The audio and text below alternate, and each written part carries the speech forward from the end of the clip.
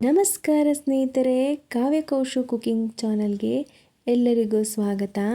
ಇವತ್ತು ತುಂಬ ರುಚಿಯಾದ ಮನೆಯಲ್ಲೇ ಸುಲಭವಾಗಿ ಮಾಡಬಹುದಾದ ಫಿಶ್ ಸಾಂಬಾರ್ ಮಾಡೋಣ. ಹಾಗಾದರೆ ಬೇಕಾಗುವ ಸಾಮಗ್ರಿಗಳು ನೋಡೋಣ.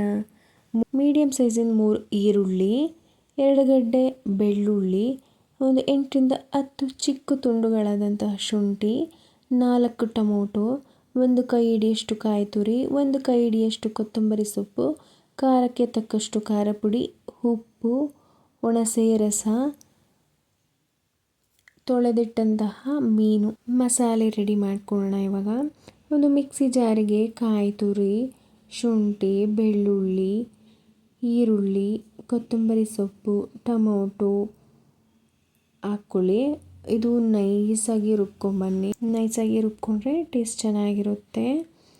ಖಾರಕ್ಕೆ ತಕ್ಕಷ್ಟು ಖಾರ ಪುಡಿ ಹಾಕ್ಕೊಳ್ಳಿ. ನಾನು ಧನಿಯಾ ಪುಡಿ ಖಾರದ ಪುಡಿ 2 ಮಿಕ್ಸ್ ಮಾಡ್ಕೊಂಡು ಮಿಲ್ ಮಾಡಿಸ್ಕೊಂಡಿರೋದ್ರಿಂದ ನಾನು ಇಲ್ಲಿ 2.5 ಸ್ಪೂನಷ್ಟು ಖಾರದ ಪುಡಿ ತೊಗೊಂಡಿದ್ದೀನಿ. ನೀವು ಮನೇಲಿ ಯಾವ್ದು ಯೂಸ್ ಮಾಡ್ತೀರಾ ಅದನ್ನು ಯೂಸ್ ಮಾಡ್ಕೊಳ್ಳಿ. ಈಗ ನೀರು ಹಾಕ್ಕೊಂಡು ಚೆನ್ನಾಗಿ ನುಣ್ಣಗೆ ರುಬ್ಬಿದ್ವಿ ಪಕ್ಕದಲ್ಲಿ ತೆಗೆದಿಟ್ಕೊಳ್ಳಿ. ನೋಡಿ, ನಾನು ರುಬ್ಕೊಬಂದಿದ್ದೀನಿ. ಈಗ ತೋರಿಸ್ತೀನಿ ನೋಡಿ ಈ ಥರ ಆದರೆ ಸಾಕು. ತರಿ ಇದ್ದರೆ ಅಷ್ಟು ಚೆನ್ನಾಗಿ ಬರಲ್ಲ. ಈಗ ಒಂದು ಬಾಣಲಿಗೆ 3 ಸ್ಪೂನ್ ಎಣ್ಣೆ, ಅರ್ಧ ಈರುಳ್ಳಿ ಹಾಕ್ಕೊಂಡು ಕಂದು ಬಣ್ಣ ಬರೋವರೆಗೂ ಫ್ರೈ ಮಾಡ್ಕೊಳ್ಳಿ. ಈಗ ರುಬ್ಬಿದ ಮಸಾಲೆ ಹಾಕಿ ಚೆನ್ನಾಗಿ ಮಿಕ್ಸ್ ಮಾಡ್ಕೊಳ್ಳಿ. ನಾನು ನೋಡಿ ಫುಲ್ ಹಾಕ್ಕೊತಿದ್ದೀನಿ. ನೀರು ಹಾಕ್ಕೊಳಕ್ಕೆ ಹೋಗ್ಬೇಡಿ ಈಗಲೇ, ಯಾಕಂತಂದರೆ ಇದರಲ್ಲಿರೋ ಹಸಿ ಸ್ಮೆಲ್ ಹೋಗಬೇಕು. ನೀರು ಹಾಕಿ ಕುದಿಸಿದ್ರೆ ಅಷ್ಟು ಚೆನ್ನಾಗಾಗೋದಿಲ್ಲ. ನಾನು ಇದರಲ್ಲಿ ಜಾರಲ್ಲಿ ಮಸಾಲೆ ಐತಲ್ಲ ಅದನ್ನೇ ಸ್ವಲ್ಪ ತೊಳ್ಕೊಂಡು ಆ ನೀರನ್ನೇ ಯೂಸ್ ಮಾಡ್ಕೊಂಡಿದ್ದೀನಿ.